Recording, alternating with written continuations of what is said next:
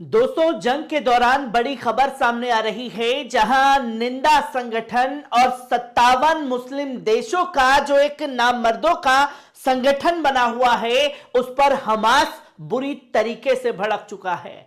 और हमास ने साफ तौर पर यह कह दिया है कि गाजा की आम जनता और हमास जो है वो ये नहीं चाहता कि 57 मुस्लिम देश अपनी सेना भेज करके इजराइल के खिलाफ खड़े हो जाएं। और हमास सिर्फ ये चाहता है कि जो आपने जंग के पहले दिन पर शुरुआत की थी और ये कहा था कि आप जंग को रुकवाने के लिए बड़ा कदम उठाना चाहते हैं, उस बड़े कदम का इंतजार आज तक हमास कर रहा है। और आप ना सेना भेज सकते हैं और ना ही आपकी सेना की हमें जरूरत है। हमारे मुजाहिदीन जो हैं ये जंग अपने दम पर इजराइल से लड़ करके जीत सकते हैं, पर आपको इजराइल के ऊपर प्रेशर बनाने के लिए बड़ा कदम उठाना था। जहां पाकिस्तान के न्यूज चैनल जियो टीवी पर बैठ करके हमास के स्पोक पर्सन खालिद कदामी ने कई बड़े ऐलान किए और ओआईसी से खुल करके अपनी नाराजगी जो है वो दुनिया के सामने रखी, जहां जम करके ओआईसी को फटकार भी लगाई, जहां साफ तौर पर उन्होंने कहा कि मुस्लिम नेशंस से वो बैटल अगेंस्ट इजराइल के खिलाफ नहीं चाहता। वो नहीं चाहते कि हर 57 के 57 मुस्लिम देश इस जंग में इजराइल के खिलाफ अपनी सेना को भेजे। वो बस ये चाहते हैं कि आप कोई बड़ा कदम उठाएं, जो आपने कहा था कि आप इस जंग को रुकवाने के लिए उठाएंगे। और वो कदम आपका कहां है, जो कि साफ तौर पर सवाल भी खड़े करती है।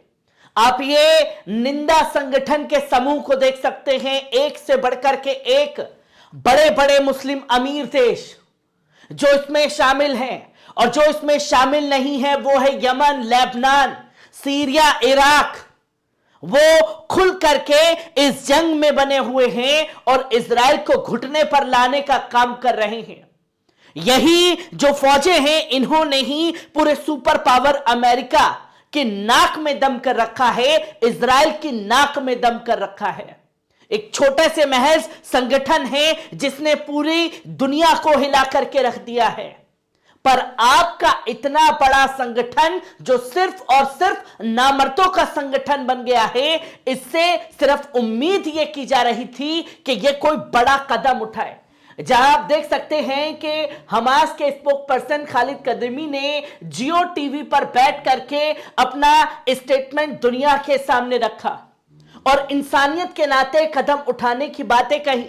और उन्होंने साफ तौर पर यह कहा कि यूं तो ओआईसी में 57 मुस्लिम देश है, पर बड़े अफसोस की बात है कि जब गाजा के अंदर राहत सामग्री भेजी जा रही थी, 100 ट्रक भेजे जा रहे थे, वो नेतन्याहू से पूछ करके तब गाजा के अंदर भिजवा रहे थे। क्या आपके 57 मुस्लिम देशों की इतनी भी हैसियत नहीं है कि वो सोशल प्रेशर बना करके वहां के आम इंसानों के लिए पानी भिजवा सके? और जब आप पानी नहीं भिजवा सकते तो नतमस्तक रहिए अमेरिका और इजराइल के आगे। हम ये जंग अपने दम पर लड़ रहे हैं, जो कि खालिद कदामी ने साफ तौर पर अपने इंटरव्यू में ओआईसी को बड़ी फटकार लगाई। और ये साफ तौर पर उन्होंने कहा कि हम मुस्लिम नेशन से ये डिमांड नहीं करते कि वो अपनी आर्म फोर्स को भेजे, वो अपनी सेना को भेजे और इजराइल से लड़ जाए। हम सिर्फ इतना कह रहे हैं कि आपने सिर्फ एक वर्ड कहा था कि जंग को रुकवाने के लिए बड़ा कदम उठाएंगे। वो कदम कहां है आपका, और अभी तक कोई इसमें नजर क्यों नहीं आया? आप जंग में सेना नहीं उतार सकते, हम जानते हैं, पर आप एक काम कर सकते थे कि इजराइल का टोटली बायकॉट कर देते।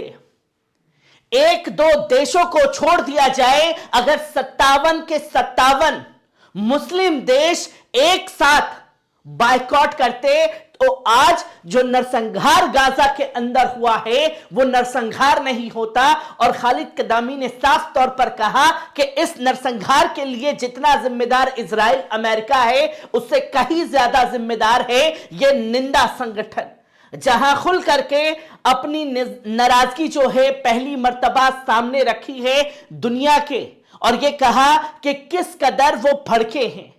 और साफ तौर पर इस बात पर भी जिक्र हुआ जो सऊदी और इजराइल की पॉसिबल नॉर्मलाइजेशन से, जो एक संबंध होने वाला था इजराइल और सऊदी अरब के बीच में, और गाजा यानी कि हमास के 7 अक्टूबर के वार से वो धरातल पर लटक गई, इसको लेकर के भी जिक्र हुआ। अगर सऊदी अरब चाहे और तमाम मुस्लिम देश चाहे तो 1 सेकंड में नेतन्याहू को घुटने पर ला सकते थे, पर उन्होंने यह काम नहीं किया। वो सिर्फ बेंजामिन नेतन्याहू की आवागाही में लगे हुए हैं।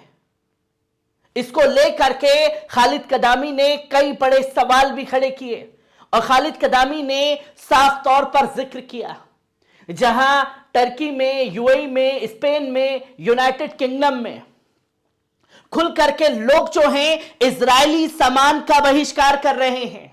यह किसी फतवा या फरमान के जरिए नहीं, किसी देश के राष्ट्रपति ने नहीं, बल्कि जो काम रसब तैयब एर्दोगन करते हैं उनके जरिए नहीं, बल्कि खुद आम जनता ने यह फैसला लिया है कि वो इजरायली सामान का बायकॉट करेगी। और जब से जंग चल रही है उन्होंने इजरायली सामानों को खरीदा नहीं है।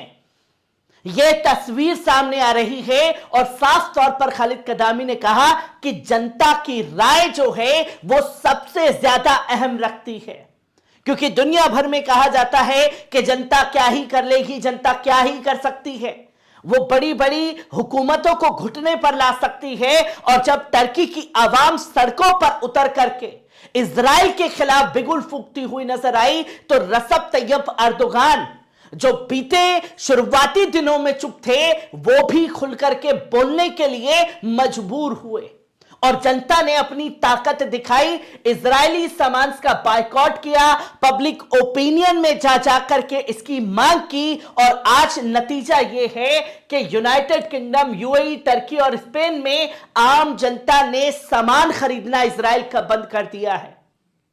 और साफ तौर पर खालिद कदामी ने कहा कि उन 57 मुस्लिम देशों से ज्यादा ताकतवर तो यह आम जनता है जिसने इजराइल को उसकी औकात दिखाई है, पर ओआईसी के पास इतनी हैसियत नहीं कि वो कोई बड़ा कदम उठा करके इस जंग को रोकने के लिए अहम योगदान निभाए।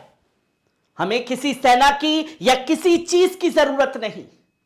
आप गाजा के लोगों के लिए पानी भेज सकते हैं, पर वो भी आपसे नहीं भिजवाया जा रहा, क्योंकि नेतन्याहू ने रोक रखा है।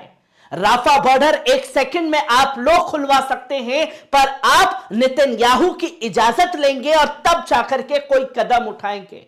यह सबसे बड़ी जलालत है 57 मुस्लिम देशों की, जो एक नामर्द संगठन के रूप में दुनिया भर में प्रसिद्ध हो चुका है। हर एक पहलू को आपके साथ साझा करता रहूंगा। दीजिए इजाजत, शुक्रिया।